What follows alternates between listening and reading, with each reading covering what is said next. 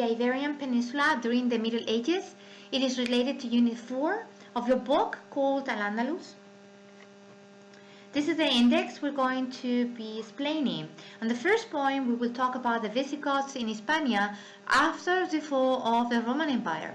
And in the second point, we're going to talk about the history of Al-Andalus, explaining the chronology and the territory it occupied until its final disappearance in the year 1492. The Visigoths were a Germanic tribe that invaded the western part of the Roman Empire.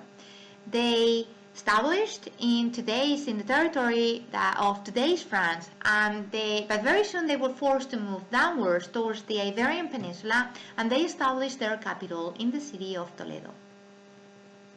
One important thing to highlight about the Visigoths is that there were very often internal struggles between factions of the nobility and the monarchs in order to hold power. And it is in this historical context that we have to identify the Muslim invasion of the Iberian Peninsula. The supporters of Aquila tried to dethrone the King Rodrigo, and they demanded the help of the Muslims. In the year 711, an army led by Tariq and formed by Arabs and Berbers crossed the Strait of Gibraltar through a point called Tarifa and defeated the Visigoths at the Battle of Guadalete. The conquest of the Muslims in the Iberian Peninsula was very easy, and this can be explained because of three factors. The first one is the superior military power of the Muslims. The second factor is because the Visigoths had internal conflicts which divided them, and they were undergoing a civil war. And the third reason is because Muslims got the support of certain social groups like the Jews, who agreed to surrender in exchange to keep their own properties. By year 714, most of the Iberian Peninsula had been conquered by the Muslims. Al-Andalus was created, and it became a dependent emirate of Damascus. The capital was established in Cordoba. The history of Al-Andalus can be divided into 5 periods. The first one is the dependent emirate. The second period is the independent emirate. The third period is the Cordoba Caliphate. The fourth period is the Taifa kingdoms, and the last period is called the Kingdom of Granada. Let's start with the first one. The dependent emirate stretches from year 711 to the year 759. It is important to highlight that in the year 750, the Abbasids defeated the last Umayyad Caliph in Damascus, and they killed all members of the Umayyad dynasty except one person, Abdurrahman I. He managed to escape and sought protection in the north of Africa. In this year 759, he proclaimed himself Emir of Cordoba. This is when the independent emirate begins. It was politically independent but still recognized the religious authority of the Caliph in Baghdad. In year 929, Abdurrahman III proclaims himself Caliph of Cordoba. This is a moment of decline of the Abbasid Caliphate in Baghdad, but this is the period of known as the Golden Age of Al-Andalus.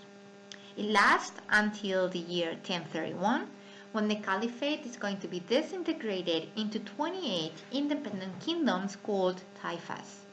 The Taifas were very weak, and this fact was exploited by the Christians, who took advantage of it in order to advance in their process of the reconquest.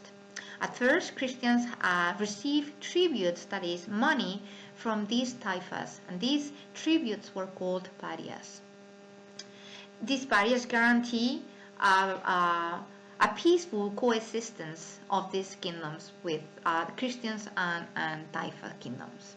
But in the year 1085, the Christians led by Alfonso VI conquered Toledo, and some Taifa kings became very threatened by this fact, and they asked for help from the Almoravids, who were a nomadic Berber tribe from the north of Africa.